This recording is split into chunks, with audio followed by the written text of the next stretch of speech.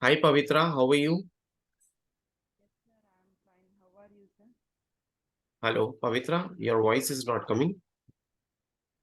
Hello. Sir, I am audible, sir. Yes, now you're audible.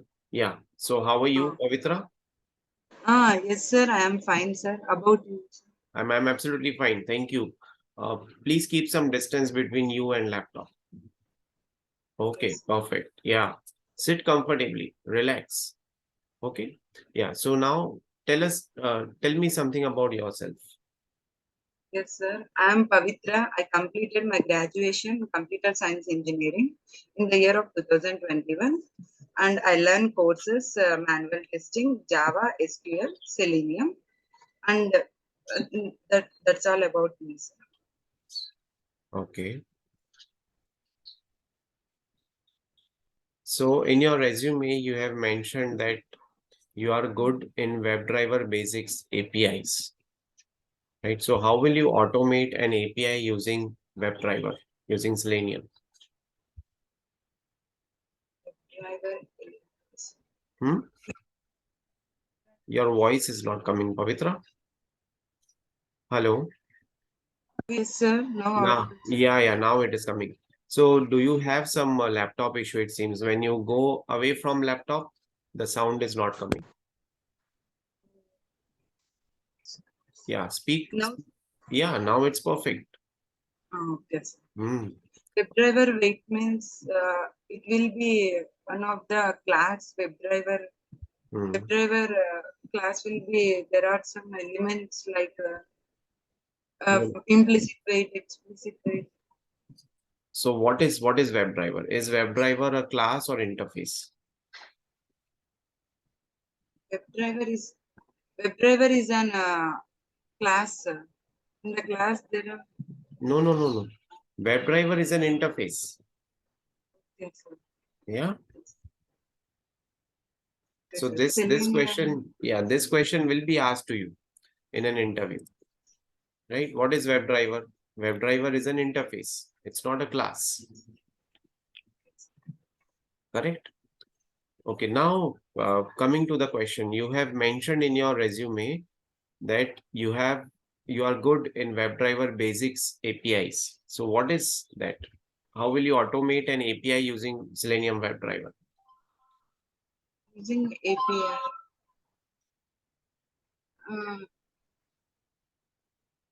Selenium using API. It's mentioned in your CV. Sir, Did you copy not paste?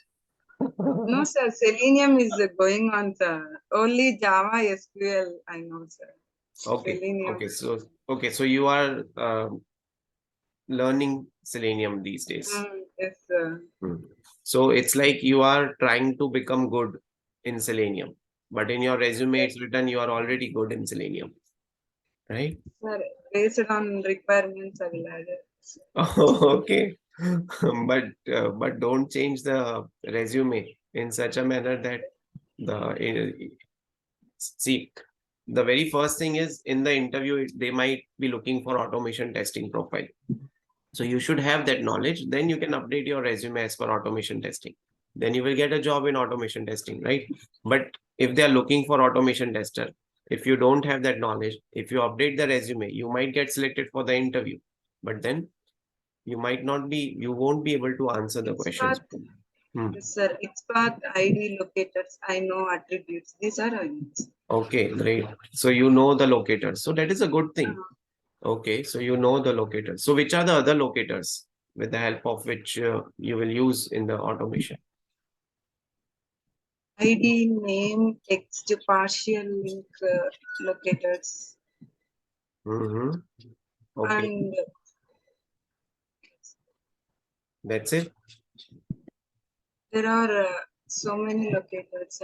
Hmm. Get get react, not selenium. You are going in the right direction. See, XPath, ID, name. Uh, You can name, also use text, class if it is not contains dynamic. Sorry, contains partial link will be used contains. okay. Partial link text. Okay. Now, what is XPath?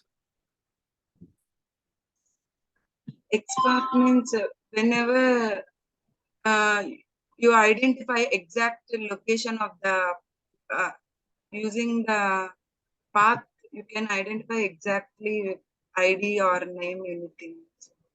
Mhm. No. ID and name is a separate locator. XPath is a separate locator. Okay, fine. So we'll try to go with the manual testing questions. So maybe once you are prepared with automation, then we will cover automation also. Okay. Okay. What is bug life cycle?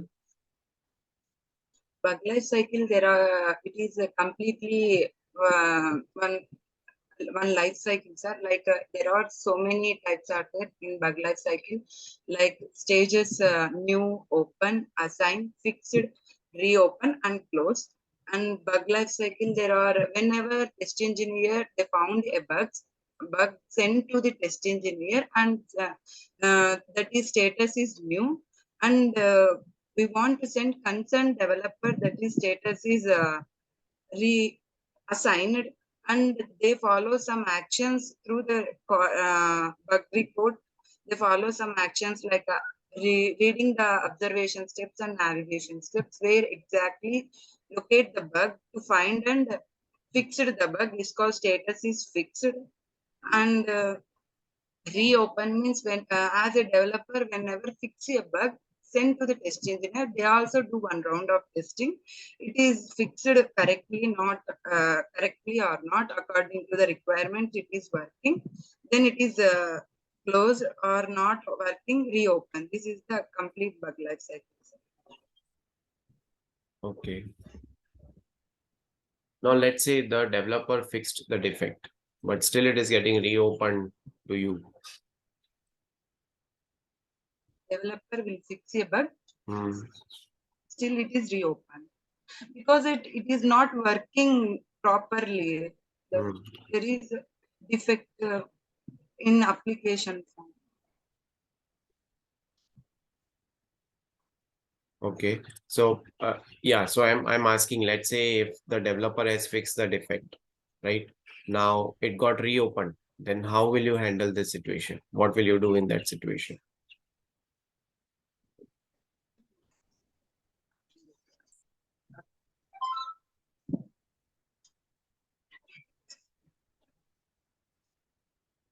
It is not working properly, so it is reopened.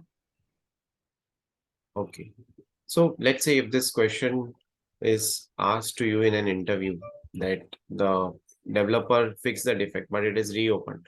So what you will do is you will, if it is reopening in your VM or on your local machine, then you will take a video or you will get the screenshot and you will upload that particular screenshot or video in the ticket. You will reopen the ticket. You will communicate to the developer that this ticket has been reopened. You will communicate to your QA manager, to your QA lead, that this ticket has got reopened. So this is how you can collaborate with the team itself. Just reopening the ticket and waiting till the next sync up, right? So that's not good. Actually, you should definitely you should have a word with the team members right there itself. Is it clear? Yes, Okay. What is the difference between alpha testing and beta testing? sir. Alpha testing, it is done by the within the organization. Whenever is a part of whenever you releasing any software, then they also do one round of testing as an end user way. Beta testing means it is done by the end users. They are finding some issues, they are finding some problems whenever using different platforms, different OS. In outside of the organization is used beta testing, and within the organization is used alpha testing. Mhm. Okay. So what is the difference between regression and retesting? Regression testing means whenever there is an to fix a bug, a developer to fix a bug, there is an impact area because of they change the code. So it will be impact its submodules or modules. So it is called the regression testing. Retesting means they fix a bug, but there is no impact area. So it is a retesting. Mhm. Okay. So let's say you were testing some particular user story. Okay. Let's say you were testing a login page. Okay. Now on Monday, when you tested the login page in that username field was working. And on Tuesday, when you tested that particular username field, it was not working. So will this be a classified as regression issue or retesting issue?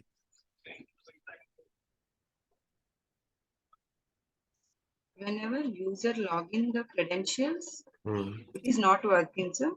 No. So let's say there is a login fee, there is a login screen in that there is a username text box. Okay. Mm, On Monday, you were able to enter text in the username character text field, mm, and you were able to enter characters or text in the password field and click on login button. So it was working fine. But on Tuesday, the text itself is disabled. The username field text itself is disabled. There has been a deployment during the night at 2:30 p.m. from the dev team, right? Now, when you come in the morning on Tuesday, you found out that the text field or the username text field is disabled itself. So will you classify this as a regression issue or it's a retesting issue?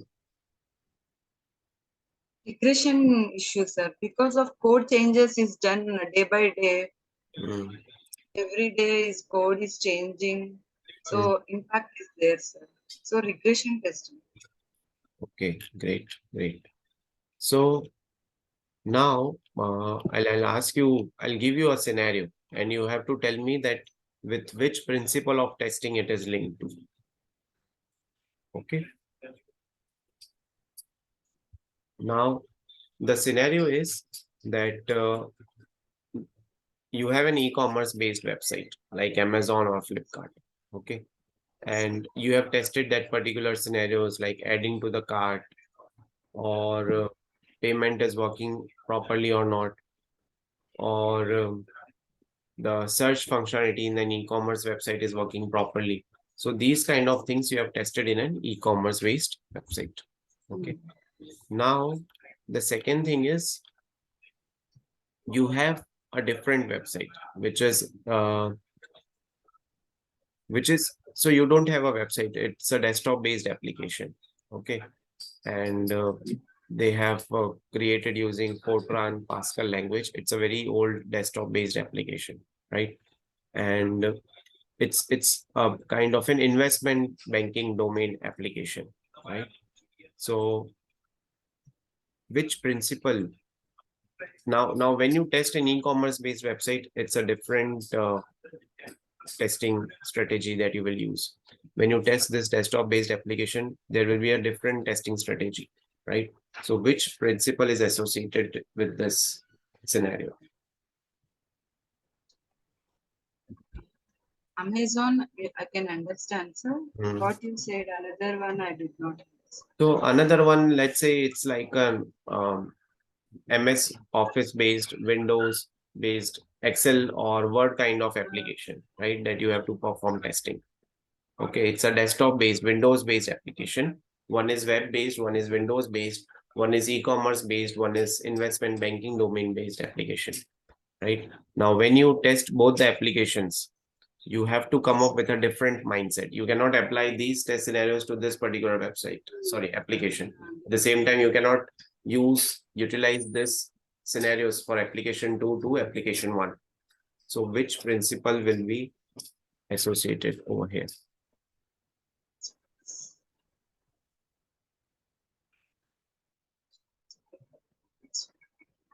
Your voice is not coming. I think you are speaking Yes, something. sir. Yes, sir. Yes, sir. Bank will be used Amazon means as an usability testing because using the application. No. See, the question is based on scenario, you are aware about principle of testing, right? Which are the principles of testing?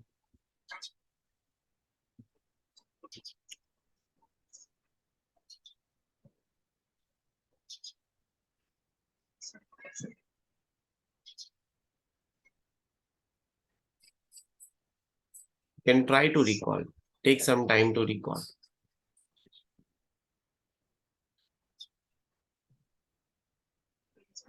Levels of testing, sir. Principles.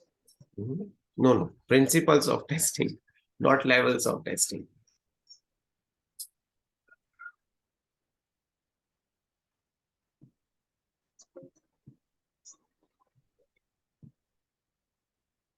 What happened? Why you got so serious?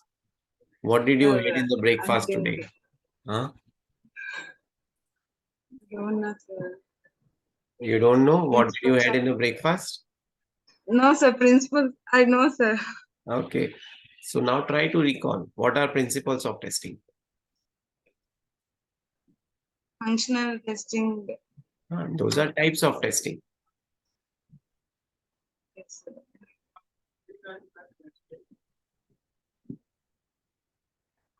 I don't know, sir. Okay. See, there are 7 principles of testing. Okay. One is that exhaustive testing is not possible. Second is defect clustering. Third is pesticide paradox. Fourth is testing shows presence of defects. Absence of error policy. Early testing Yeah. and testing Yes, is. sir. I know, but That's why I yes, was sir. trying There are to. 7 principles. Are there ad hoc Hmm, pesticide? But okay, sir. I listen already. hmm. See, how will you remember there are 7 principles of testing? This question will be asked to you in an interview. So, how will you remember that there are 7 principles of testing? Pesticide paradox means again and again testing same test cases Hmm. Yeah, like yeah. So you, and yeah, explaining. You are explaining what is pesticide paradox now. yes, sir. So, if you want to remember how many principles of testing are there, so just remember the rainbow. The rainbow has got 7 colors, Yeah, yes, right? Vibgyor, right? So those are 7 colors. Similarly, you have 7 principles of testing. So whenever this question is asked to you in an interview, just think about rainbow. Okay, how many colors? Okay, so 7. Now coming to that question, you have a different application 1, you have a different application 2. So that is the last principle. Testing is context dependent. When you test e-commerce based application, e-commerce based website, the the testing scenarios will be different, right? The testing strategy will be different. The plan will be different. For application 2, again, the scenarios, the plan will be different, right? So this is how you will identify that the scenario mentioned in an interview is of linked to principle. Testing is context dependent. Is it clear? yes, sir. Okay. Now you have got Amazon website, right? You would have ordered something from Amazon website, Yes, sir. right? So how will you test that website? Can you tell me high level test scenarios for Amazon website? Mhm. Click on product and it is showing displayed or not the product list of products, add to cart, and it will be see whenever it is your such displayed one product, it will be click and do add to cart and give the quantity like how many and it will be delivery. Add to cart or like product we will use. So, Okay. So you can have a number of test scenarios, like you will verify the login functionality is working fine. You will verify the forgot password, change password functionality is working. You will verify you can you are able to add the items to the cart. You can verify you are able to do the payment for the items. You will verify the search sorting functionality is working fine.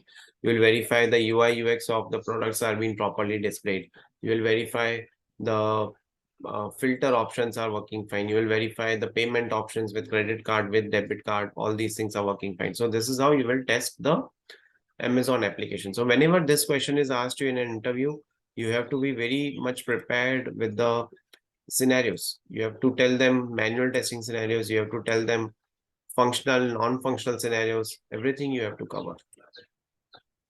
Okay. Right? Yes, sir. Is it clear now? Yes, sir. Yeah. Okay. Okay, Pavitra, I'm done with the interview. Do you have any questions for me? Sir, say me, sir, how I want to improve. Yeah. So you have to first practice manual testing. You have to learn manual testing concepts, right? Second thing is, uh, in an interview, you might be asked question one or you might be asked question two. So, so listen to that question and then answer accordingly and then respond accordingly, like we were telling about principles of testing, right? So you're getting confused with levels of testing, right? So don't get nervous in an interview, right?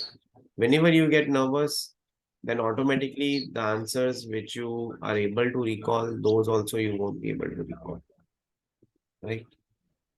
I know Best. answer, but Hmm. I did not say. You came to know, you were able to recall the answer when I helped you that what did you had in the breakfast? And that time you were able to recall the answer. Okay, I'm just kidding.